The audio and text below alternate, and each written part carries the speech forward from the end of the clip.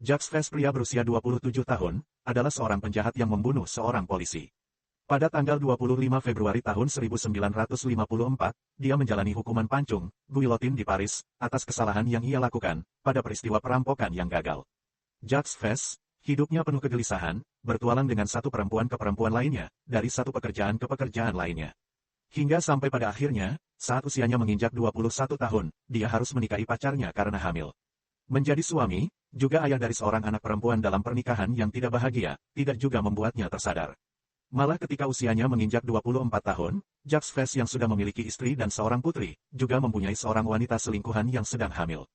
3 tahun yang dihabiskan Jacques di sel isolasi, menunggu eksekusi, menjadi waktu pertobatan dan transformasi. Dia belajar apa artinya mencintai putrinya yang masih kecil, dan mencintai seorang istri. Dia menemukan seorang teman dan dukungan pastor penjara. Berawal dari ketidakpedulian akan nasibnya, Tuhan memberinya jalan kepada rasa penyesalan yang mendalam, atas kejahatannya, dan memberinya ketenangan yang berakar pada doa dan iman. Seorang pria yang hidupnya diubah oleh kasih Tuhan secara misterius, yang mendamaikan dan menyembuhkan. Dia kemudian menjadi seorang Katolik yang taat, bertobat penuh, saat di penjara menanti keputusan hukumannya.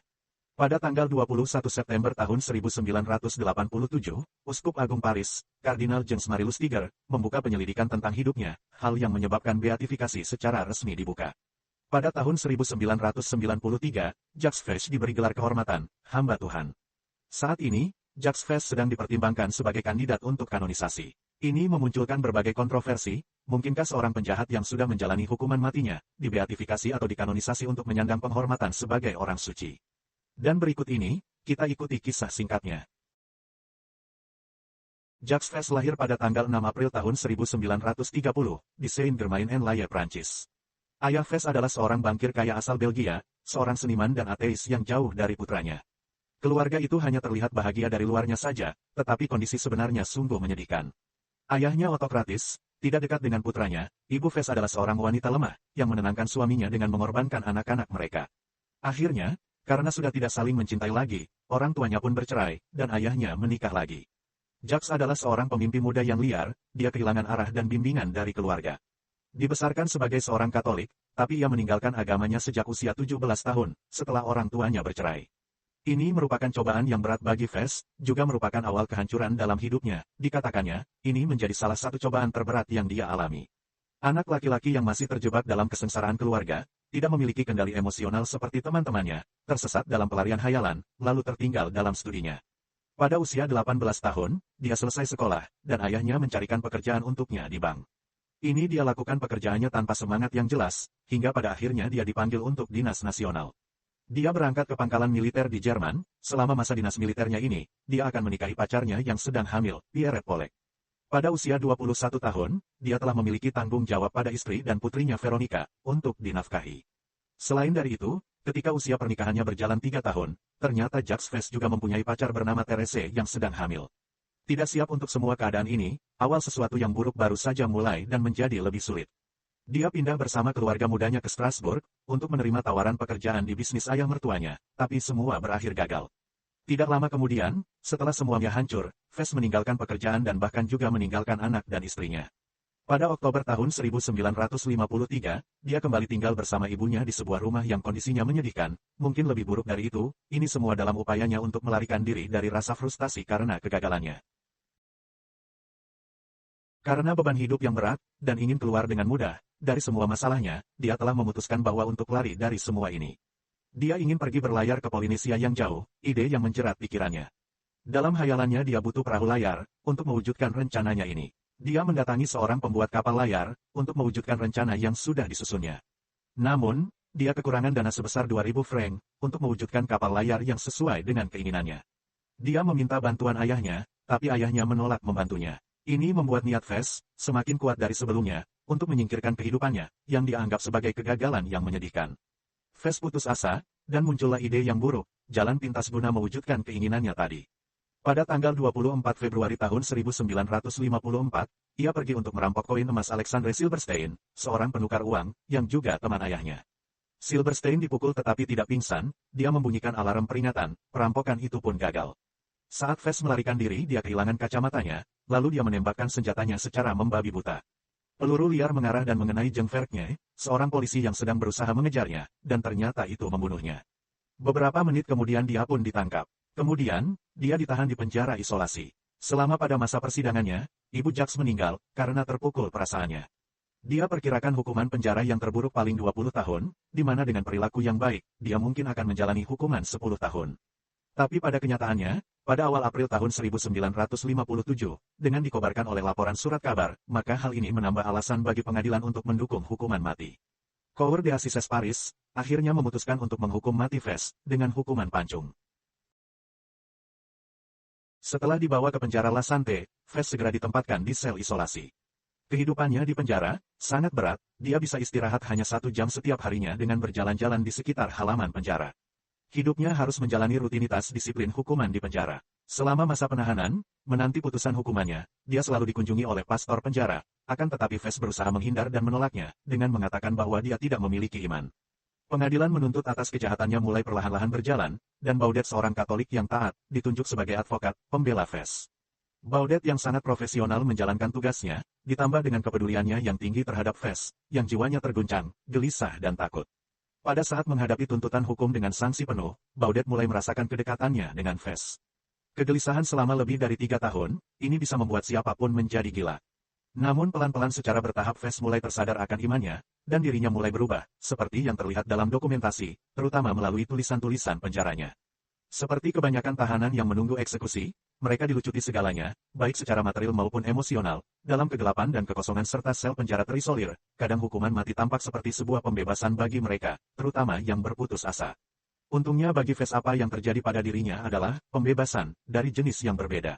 Semua keputusasaan, kemarahan, dan kepahitan pada dirinya mulai mereda, dirinya menjadi lembut, dipenuhi belas kasih, pengampunan, dan cinta.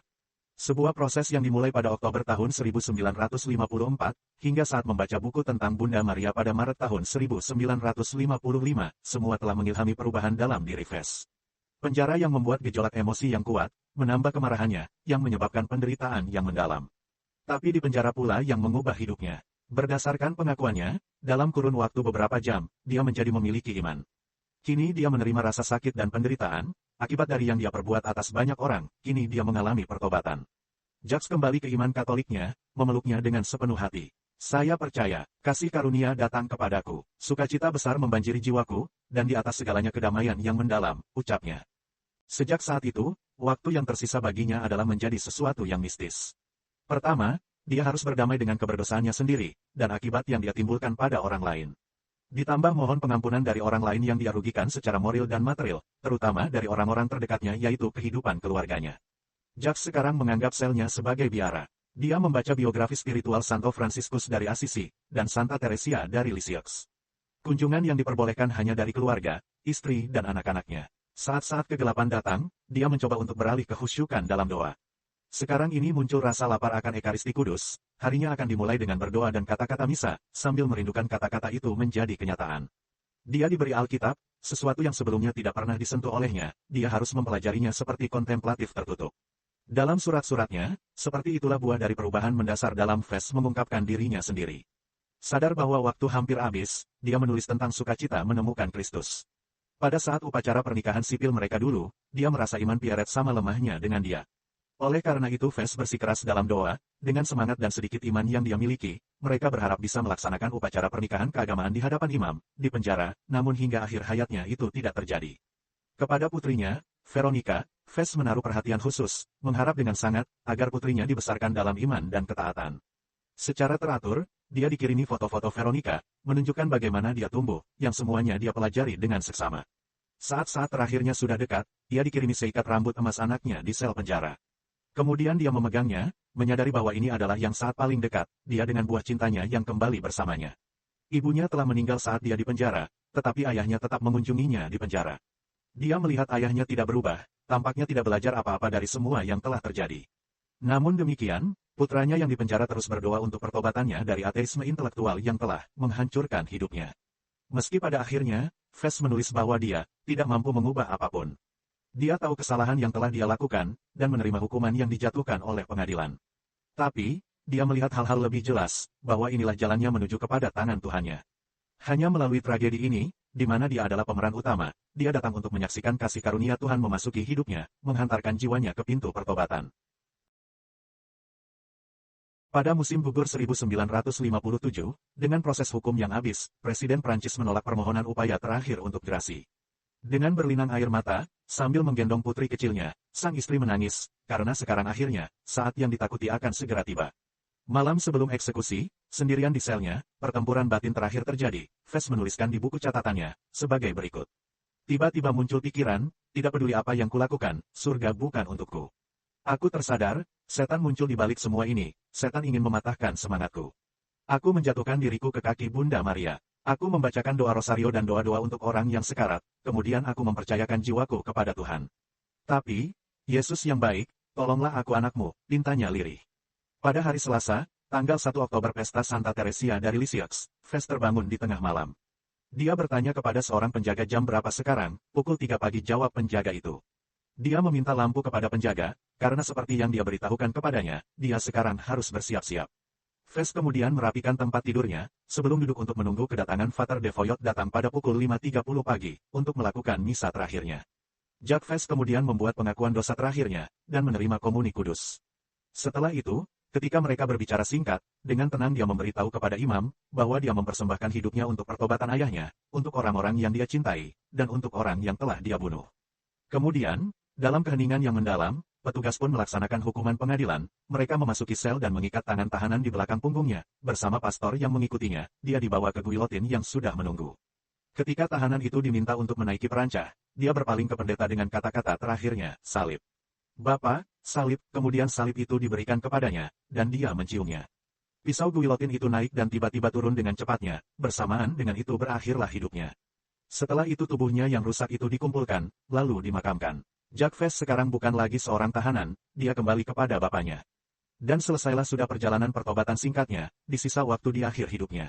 Saat terakhirnya ketika terjaga, Jacques Fes menulis dalam jurnal terakhirnya. Hari terakhir perjuangan, saat ini besok aku akan berada di surga. Semoga aku mati sebagaimana Tuhan berkehendak aku mati. Malam tiba dan aku merasa sedih, aku merenungkan penderitaan Tuhan kita di Taman Zaitun, tetapi Yesus yang baik, tolonglah aku, hanya tinggal 5 jam untuk hidup, dalam 5 jam, aku akan melihat Engkau Yesus. Setelah kematian Jacques Fes, istrinya Pierrette dan putrinya Veronica menghormati kenangannya sebagai contoh penebusan. Pada awalnya ia dikecam oleh publik, tetapi dengan karya Soeur Véronique, seorang biarawati Karmelit, dan pengacara Augustin Michel Lemonnier, keluarga tersebut menerbitkan tulisan-tulisannya, dan sejak tahun 1970-an, ini menjadi inspirasi bagi banyak orang. Pada tanggal 21 September tahun 1987 Uskup Agung Paris, Kardinal Jean-Marie Lustiger, membuka penyelidikan keuskupan tentang hidupnya, penyebab beatifikasinya secara resmi dibuka di Roma pada tahun 1993, dia menerima gelar hamba Tuhan. Ini telah terbukti kontroversial, dengan mereka yang merasa kejahatan awalnya membuatnya tidak pantas sebagai panutan, yang bertentangan dengan mereka yang menekankan harapan pertobatan terakhirnya. Tulisan-tulisannya sering dikutip dalam publikasi Katolik. Jurnal pribadi dan surat-surat Jacques Fes kepada ibu dan saudara laki-lakinya seringkali tentang hal-hal mistis atau teologis. Kira-kira di usia ke-40 tahun, Gerard baru mengetahui, bahwa ayahnya adalah seorang pembunuh yang sudah dihukum pancung. Selama ini Gerard hidup di panti asuhan, tidak pernah mengetahui siapa ayahnya, yang diketahui hanyalah ibunya bernama Therese. Therese adalah teman wanita Jacques Fes, yang mengandung anaknya, tapi tidak dinikahinya. Dan Gerardlah anak yang dikandungnya itu. Gerard mengetahui tentang ayahnya setelah sebuah artikel surat kabar, menceritakan, bahwa Jacques mempunyai anak bernama Gerard, dari seorang wanita bernama Therese. Melalui proses panjang untuk mengkonfirmasi identitasnya, tes DNA akhirnya membuktikan bahwa dia adalah putra Jacques Fes, yang memungkinkannya untuk mengadopsi nama belakangnya secara legal. Pada tahun 2017, sejak penemuan pribadinya, Gerard bercerita bahwa dia telah mengumpulkan tumpukan materi tentang ayahnya, termasuk surat-surat yang dia terima secara teratur dari orang-orang yang tersentuh oleh tulisan ayahnya. Ada satu kesaksian dari penyanyi Prancis yang sangat terkenal, yang meninggal baru-baru ini karena kanker, ceritanya. Beberapa bulan sebelum dia meninggal, dia mengirimi Gerard surat yang mengatakan ayah saya telah banyak membantunya, dan menyatakan bahwa ayah saya benar-benar orang suci. Demikianlah kisah pertobatan seorang Jacques Fes di akhir hayatnya. Hingga mengapa, pada tanggal 21 September tahun 1987, Uskup Agung Paris, Kardinal Jean-Marie Lustiger, membuka penyelidikan keuskupan tentang hidupnya, penyebab beatifikasinya secara resmi dibuka pada tahun 1993. Betapa besar kasih karunia Allah Bapa, melalui putranya terkasih Tuhan kita, Yesus Kristus. Pengampunannya tiada berbatas, meski di ujung hidup. Semoga kisah ini bisa menambah keyakinan kita padanya. Amin.